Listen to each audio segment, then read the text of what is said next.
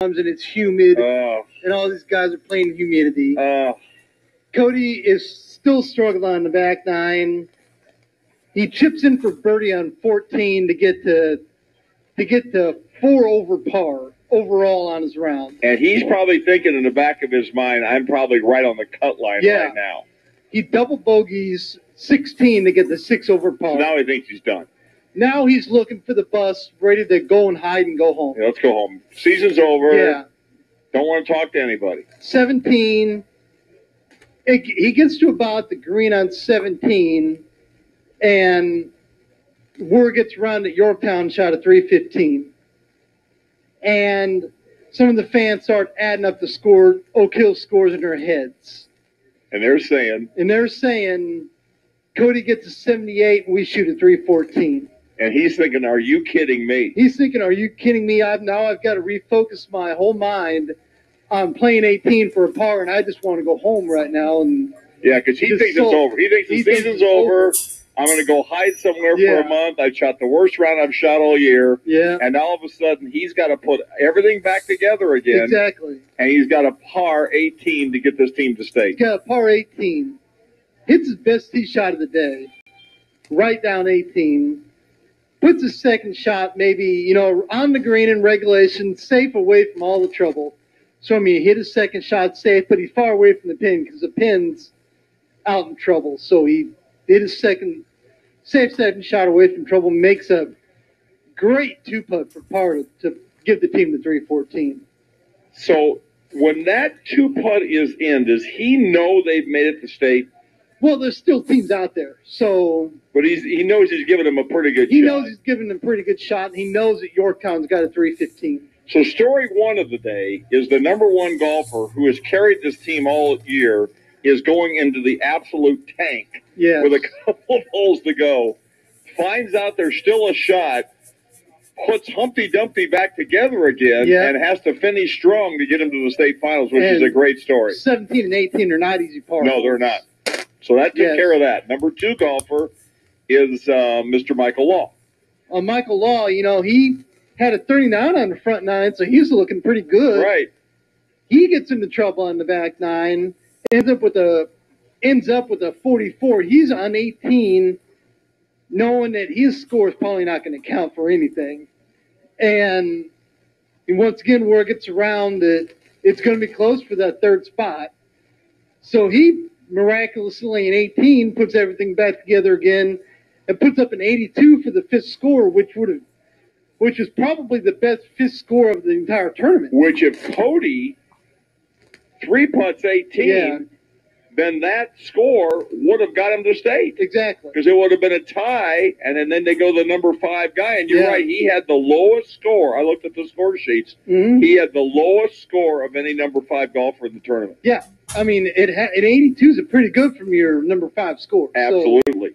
So I mean, that's what he did. I mean, he battled and got that 82 and gave him a pretty good fifth score just in case he needed it. Now we go to the story of the entire day. How much of this shot did you see? I didn't see any of it. Okay. I was out. Here's what's amazing. I was out following everyone else. I have now talked to about 30 people who were at this tournament.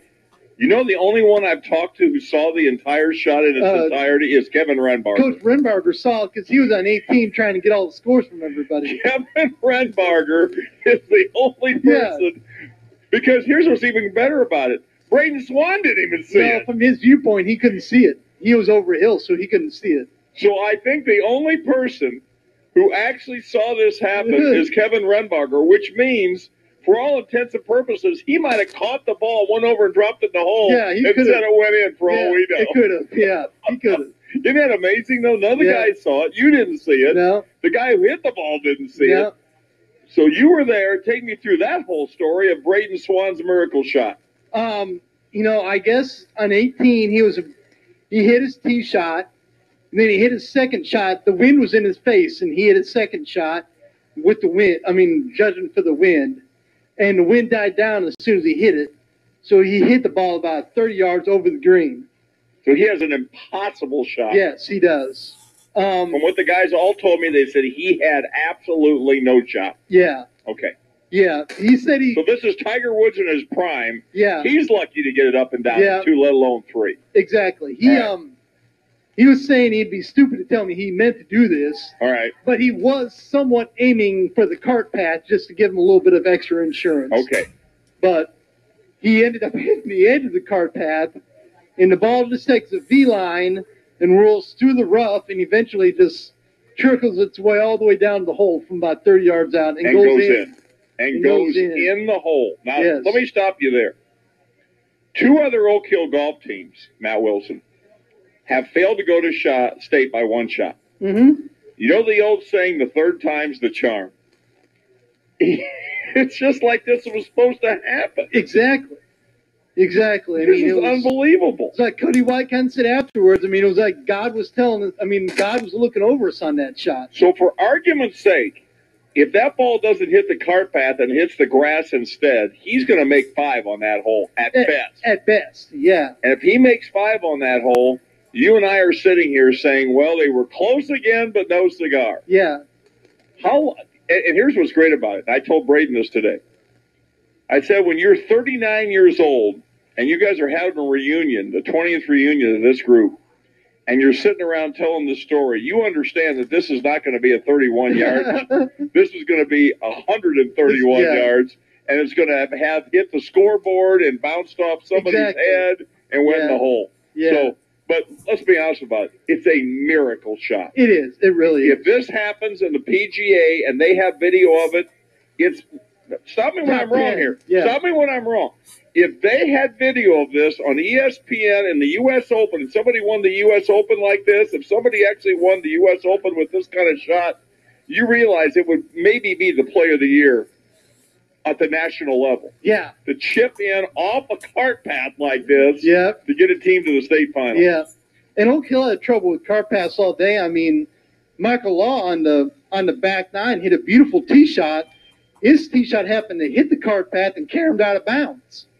So, I mean, it's just like one of those things where, you know, the cart path was against her one time, but it came back and helped you out a little bit this time. Unbelievable. So he's the number 3 golfer, and that gets him a birdie on that hole and a 74, which had the team not made it, he would have gone to state as an individual. Yes, he would have. Yep. So we still be talking about that if that would have happened. Yeah. I mean, he went 40 on the front 9, then turned around and went 2 under 34 on the back 9. Which is unbelievable.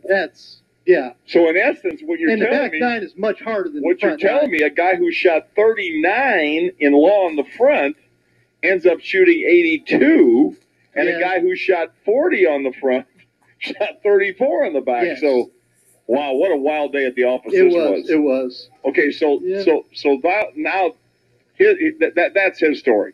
Now let's go to the number 4 and 5 guys, because these guys both had huge parts to play in this story. And we start with the number 4 golfer, who is Mr. McDivitt. Well, I mean, he had a 44 on the front 9. And when that score came up, everybody's going, well, that's it. Everybody knew that he was going to be the key, and he had to do something on that back 9 to really put them back in the contention. And he shoots. He shot a 37. 1 over 37 with a double bogey on 18. And the kid's a sophomore. Yes. And this is also, if I'm not mistaken, did he not have a 9 on number 9? Yes. So you take away the 9 and make that a par, he virtually shot like mid-70s. Yeah.